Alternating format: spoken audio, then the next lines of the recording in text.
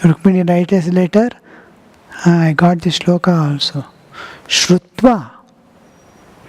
Having heard of you, I have never seen you. You have never seen me. But my heart has set once for all to you and never to go back again. I will either marry you or I will fast unto death. She says this in that. This body will starve to death if you don't take me from here. And how to take also she suggests. I am going to temple, you come and take me from there. Otherwise there will be Raktapata. I don't want Raktapata to happen when you are taking me. You have come to this world for welfare of being. And just to save my life, you cannot do the Raktapata. It is not a war. It is a Bhakta offering himself and God is taking. In that, why should be the Raktapata? She says this in that letter. So, Shrutva, she says Shrutva, hearing itself is sufficient. We have heard of God from the childhood in various ways. So many ways God has presented Himself to us through the saints' words. Through many sources we go on hearing, and slowly our heart awakens to the reality. Yes, there is God, because nothing satisfies us in the world. Whatever is there, whatever we have held as support of life is only treacherous and constantly giving suffering. Instead of that, if we were to have held God, instead of holding anything in our life, God would have taken maximum care, more than 1,000 mothers together. That's why yesterday that brahmachari wanted to go to Kerala to show it to a doctor. I told, why you have to go to doctor is because Ananya Chintana is not there. Ananyas Chintayanto Mam Ye Jana Paryupasate Tesham Nityabhiyuktanam Yoga Kshemam Vahamyam. If you constantly are in communion with God, then doctor will come to you. You need not go to doctor. Doctor has to come there because you don't have anybody. You're totally dependent on God. You don't have money. You don't have friends. You don't have nobody is dependent. And God has to come Himself as a doctor or send some doctor. Remote control. There is no other way. Because devotees doesn't have anything. So that kind of dependence, that kind of love, that kind of what might be his anguish of the heart, to see that form of the God, to become one with Him, to meet Him, one who is taking care of everything, from every need of the bhakta is taken care by the God. The devotees, every need.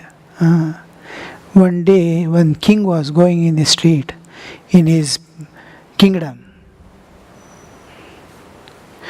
One small child is playing.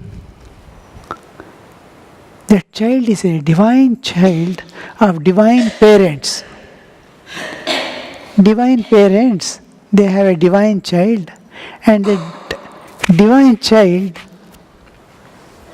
is such a, it is playing in the mud. It is not wearing even cheddi. Small boy, maybe 1.5 years or 2 years, he is playing in the mud. King's elephant, king is sitting on the elephant and coming, so much of sound is going on, oh boom, oh dum dum dum dum and all that. But the child is playing himself only in the mud. It's totally engrossed. Everybody runs to drive him away from the street. King says, don't let him play. Don't disturb him. Because so much sound is going on. So many people are saying, Jai, Jai, Raja. And the drums are being beaten. Bugle is going on. But the child is not listening to anything. It is engrossed in the play of mud. Then, what happens? The king says, don't disturb him. And when the elephant goes by the side also, that child is playing in the mud. It doesn't look. Then king gets down out of curiosity and asks the child, what are you doing? Then the child looks at the king and says, I am playing with the mud. See, then he asks, why you are playing with the mud? You come to my palace. I will give you nice things to play. I have got golden dolls, this, that, and that. He says, Raja, you are also playing with mud. Your elephant, your wife, your children, and all, nothing but mud. From mud they came, they are going back to mud. You are playing with mud, I am also playing with mud. What is the difference, he asks. Then king gets, what is this boy? My child, will you come with me? I will nicely bring you up. Will you come with me to my palace? The child says, King, on 3 conditions I will come. He says, what is? I can do anything. Whatever condition you put, I will wear clothes. You have to put me clothes. I am not having clothes, you see. You have to give me clothes, you have to put me clothes. But you should not wear. You have to give me food, but you should not eat food. You must make me sleep, but you should not sleep. Will you be able to do this? King says, how can I do that? Then why should I leave? My God, God who is taking care of me now, He is giving me food. He doesn't take. He is giving me clothes and He doesn't wear. He is putting me to sleep, but He doesn't sleep. Leaving that support, why should I come to you? He says, see, what is God and what is man? All supports that we can have in our life, including our intellect, will one day leave us. Our bodily strength, last everything is there. I am helplessly on the cot. We have to always remember that day when I am helplessly on the cot and nobody is there to give a drop of water. God alone is our real friend, eternal friend. But as we grow, little I am able to walk, move about, select my food, I will divorce God first. Over. And I am myself with the world. I should have divorced the world and embraced God. Instead of that, then again problem comes.